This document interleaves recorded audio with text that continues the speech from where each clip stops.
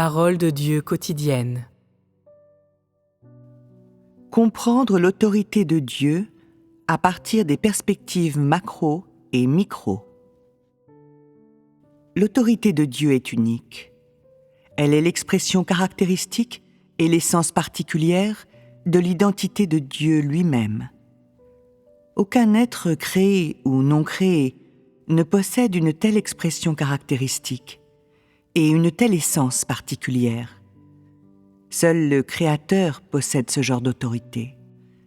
C'est-à-dire qu'il n'y a que le Créateur, Dieu l'unique, qui est exprimé de cette manière et qui a cette essence. Pourquoi parler de l'autorité de Dieu ? Comment l'autorité de Dieu lui-même diffère-t-elle de l'autorité dans l'esprit de l'homme ? Qu'est-ce qui est spécial à son sujet ? Pourquoi est-il particulièrement important d'en parler ici ? Chacun d'entre vous doit examiner attentivement cette question.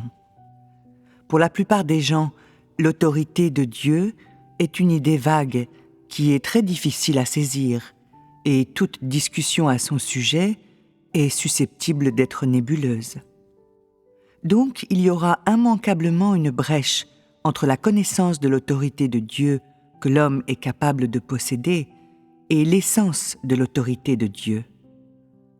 Pour combler cette brèche, il faut graduellement parvenir à connaître l'autorité de Dieu au moyen des personnes, des événements, des choses ou des phénomènes réels qui sont à la portée de l'homme, que les humains sont capables de comprendre.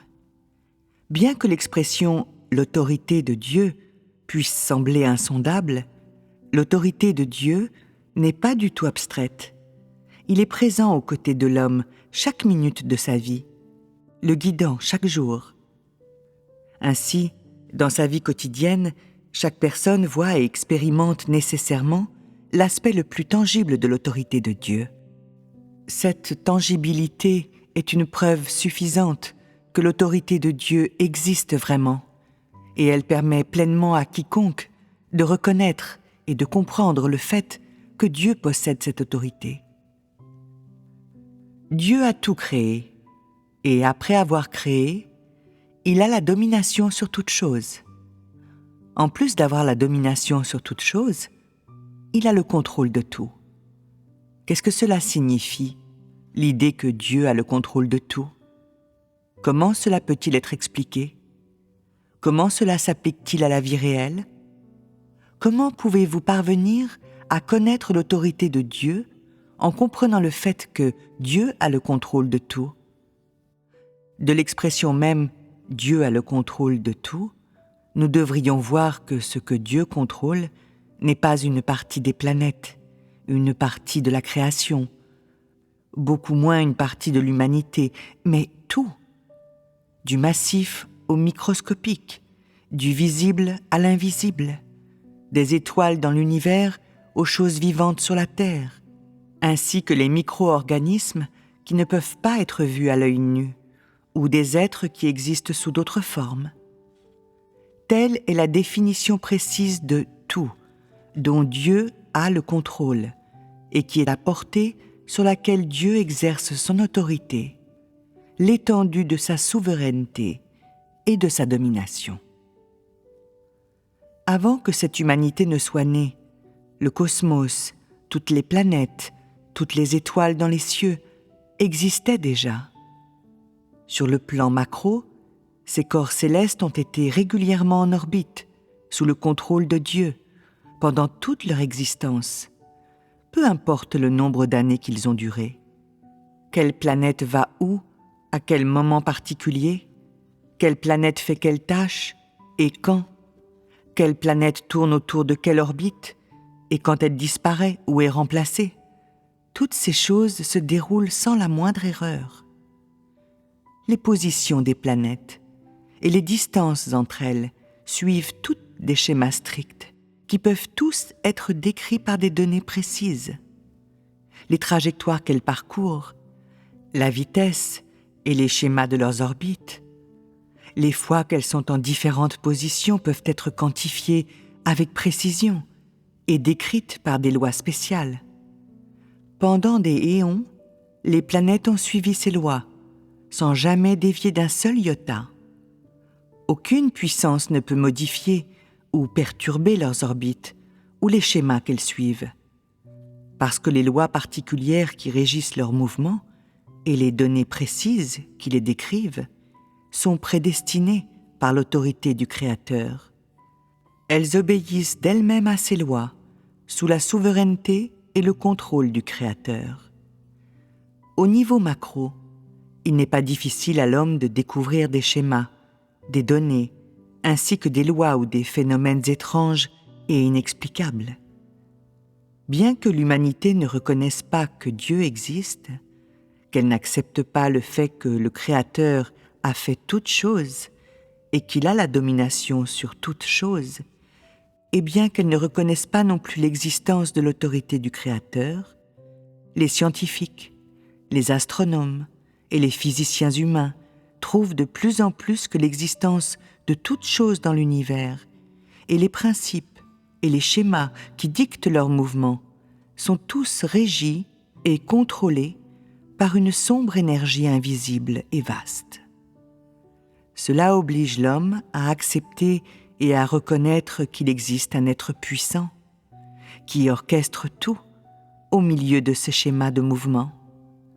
Sa puissance est extraordinaire, et bien que personne ne puisse voir son vrai visage, il gouverne et contrôle tout à chaque instant. Aucun homme ou aucune force ne peut surpasser sa souveraineté. Face à ce fait, l'homme doit reconnaître que les lois qui régissent l'existence de toutes les choses ne peuvent pas être contrôlées par les humains. Elles ne peuvent être changées par personne. Et en même temps, l'homme doit également admettre que les êtres humains ne peuvent pas comprendre pleinement ces lois. Et elles ne sont pas d'origine naturelle, mais sont dictées par un Seigneur et un Maître. Elles sont toutes des expressions de l'autorité de Dieu, que l'humanité peut percevoir à un niveau macro. Au niveau micro, toutes les montagnes, les rivières, les lacs, les mers et les étendues de terre que l'homme perçoit sur la terre, toutes les saisons dont il jouit, toutes les choses qui peuplent la terre, y compris les plantes, les animaux, les micro-organismes et les humains, sont soumis à la souveraineté de Dieu, sont contrôlés par Dieu. Sous la souveraineté et le contrôle de Dieu, toutes les choses naissent ou disparaissent conformément à ses pensées. Leurs vies sont toutes régies par certaines lois, et elles croissent et se multiplient conformément à elles. Aucun être humain ou aucune chose n'est au-dessus de ces lois. Pourquoi cela ? Il n'y a qu'une seule réponse. C'est en raison de l'autorité de Dieu. Ou en d'autres termes, à cause des pensées de Dieu et des paroles de Dieu, parce que Dieu lui-même fait tout cela. C'est-à-dire que c'est l'autorité de Dieu et la pensée de Dieu qui produisent ces lois. Elles sont reformulées et changées conformément à ses pensées, et ces reformulations et changements se produisent ou disparaissent, tous en raison de son plan. Prenez l'exemple des épidémies. Elles se déclarent sans avertissement. Personne ne connaît leurs origines ou les raisons exactes pour lesquelles elles se produisent.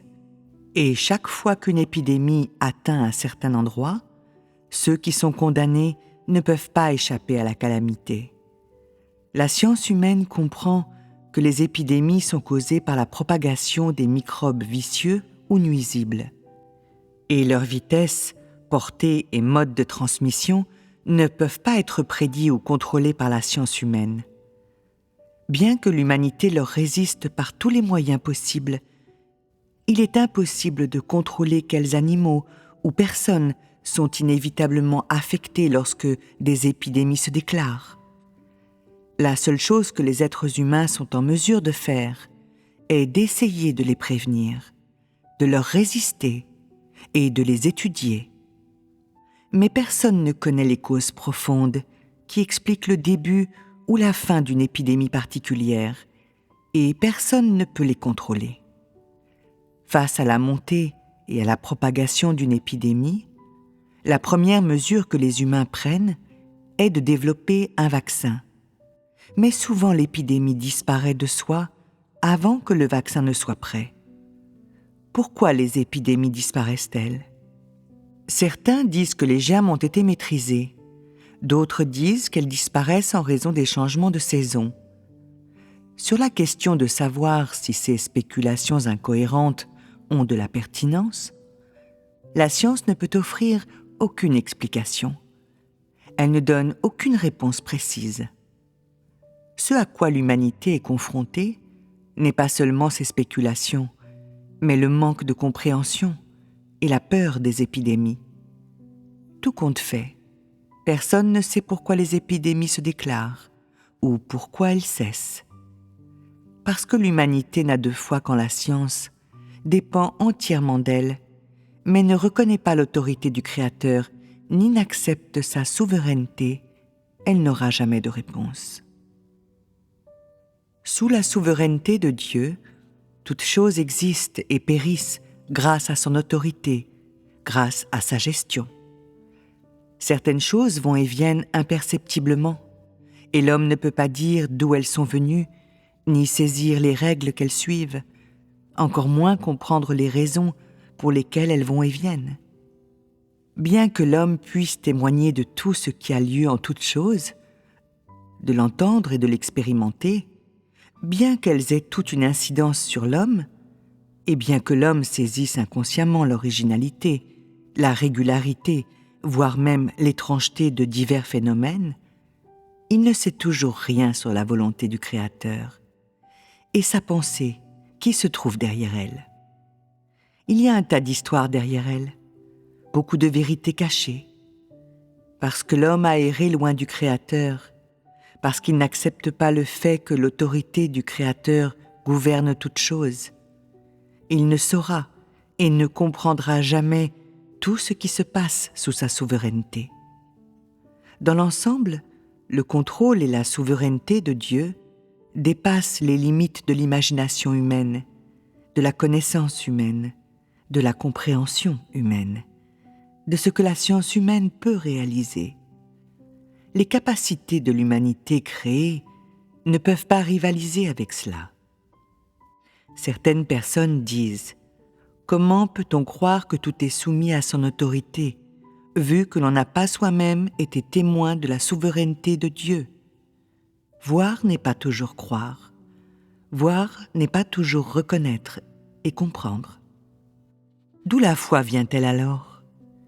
Je peux dire avec certitude, la foi vient du degré et de la profondeur de l'appréhension de la réalité et des causes profondes des choses, ainsi que de l'expérience qui en est faite. Si tu crois que Dieu existe, mais tu es incapable de reconnaître, beaucoup moins percevoir, le fait du contrôle de Dieu et de la souveraineté de Dieu sur toutes choses, alors tu n'admettras jamais dans ton cœur que Dieu a ce genre d'autorité et que l'autorité de Dieu est unique. Tu n'accepteras jamais vraiment que le Créateur soit ton Seigneur, ton Dieu.